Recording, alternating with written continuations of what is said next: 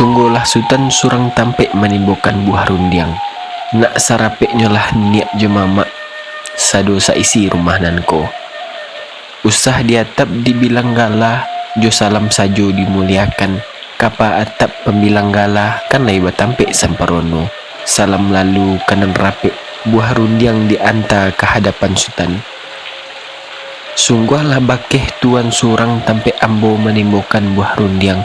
Sambah tajelo kanan rapek, maaf ta simpua kanan banyak. Wujudnya kepada nenek mama dan tinggi samo di anjuang dan kadang samo di amba.